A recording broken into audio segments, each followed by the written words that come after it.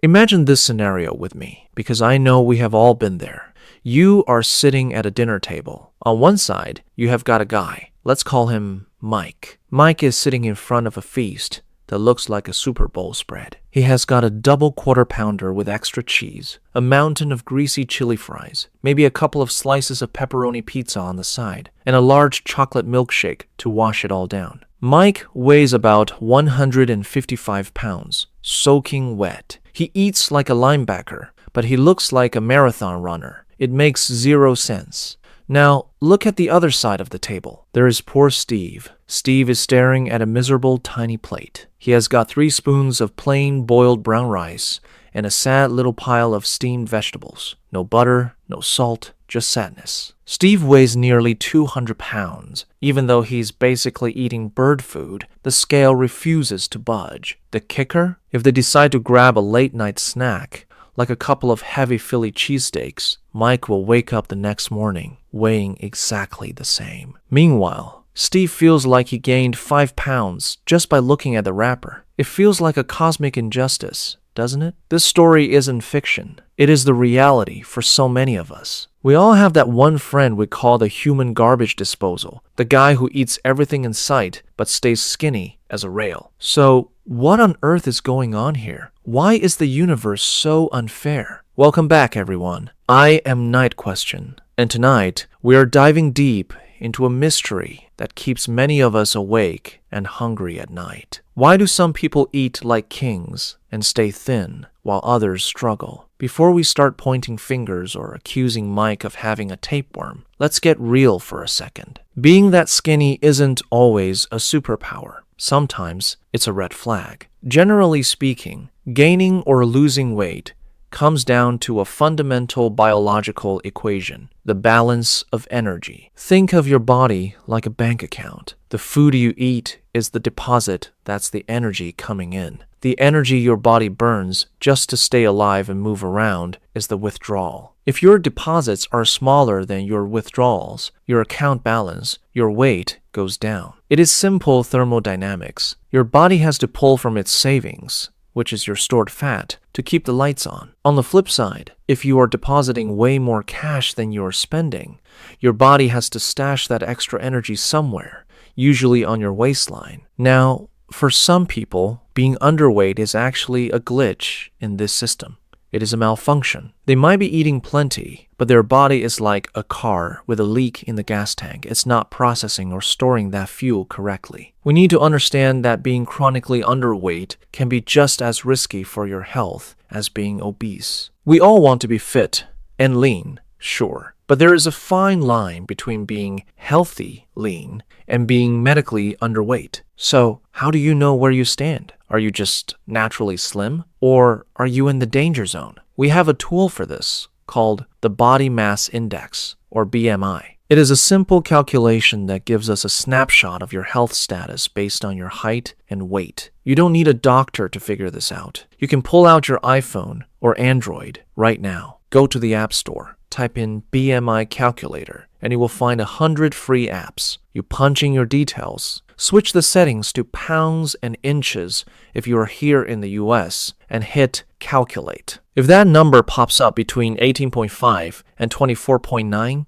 congratulations. You are in the normal range. You are good. If you are below that, you are considered underweight. If you're sitting between 25 and 29.9, you are technically overweight. And if you cross the line over 30, that is categorized as obese. It's a great way to get a quick reality check on where your body actually stands. Now, here is the million-dollar question. What causes extreme thinness? It usually boils down to 2 main categories: psychological factors and physical factors.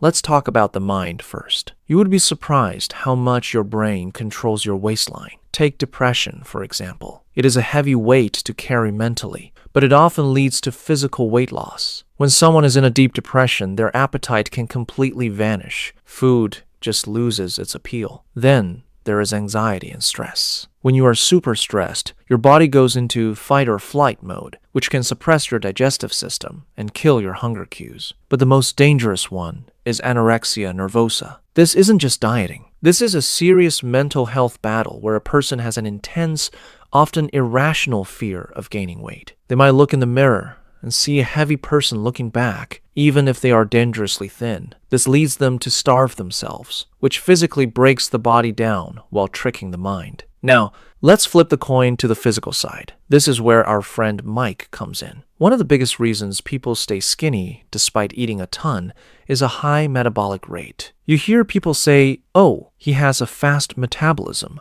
But what does that actually mean? Metabolism is basically the engine inside your body. It is a chemical process that takes that burger and fries and smashes them down into fuel. If you have a fast engine, you burn through that fuel rapidly, even when you're just sitting on the couch watching Netflix. Your body is a furnace. It incinerates calories before they have a chance to stick around as fat. If you have a slow engine, however, your body is a hoarder. It takes every spare calorie and locks it away. But what controls this engine? Meet the thyroid gland. It is a small butterfly-shaped organ sitting right here at the base of your neck. It might look small, but it is the boss of your metabolism. The thyroid pumps out hormones that act like the gas pedal for your body. They travel through your bloodstream and tell your cells how fast to work. Sometimes this butterfly goes rogue. It starts flapping its wings too hard. This is called hyperthyroidism. The gland floods the system with way too much hormone. It's like putting a brick on the gas pedal of a parked car. Your heart races, you get hot, and your body starts burning calories at an insane rate. You could be eating 3 dinners a night, but because your internal engine is redlining, you will still lose weight. Is the thyroid the only culprit? Definitely not. There are plenty of other factors at play. Let's talk about gender. Generally speaking, men tend to have a faster metabolism than women. Why? Because men naturally carry more muscle mass. Muscle tissue is expensive for the body to maintain. It burns more calories just existing than fat tissue does. That is why guys often get to eat more without the consequences. Age is another big one. As we get older, our internal engine naturally slows down. And then there are temporary things, like the flu or a fever. Your body temperature spikes, and you lose weight fighting the virus, but it usually comes back once you recover. However, there are chronic conditions that can keep a person permanently thin. Diabetes is a major one. It sounds contradictory, but with unmanaged diabetes, the body can't use sugar for energy, so it starts burning fat and muscle instead. Then there are issues with absorption. You could be eating healthy, but if you have something like Crohn's disease or celiac disease, your gut can't absorb the nutrients. It just passes right through you. So that brings us to the end of our investigation tonight. We have cracked the code on why some people can eat the whole menu and not gain an ounce. For those of you who are new here, this is Night Question. We are the channel dedicated to answering those random, nagging questions that pop into your brain at 2 a.m. If you have a question that is keeping you up at night, do not keep it to yourself. Drop it in the comment section below. I read them, and your question might be the topic of our next video. If you enjoy this deep dive, do me a favor, hit that like button and share this with your friend who eats too much pizza. And if you haven't already, hit that subscribe button and ring the bell so you never miss a mystery. I'm Night Question. Sleep well. Good night.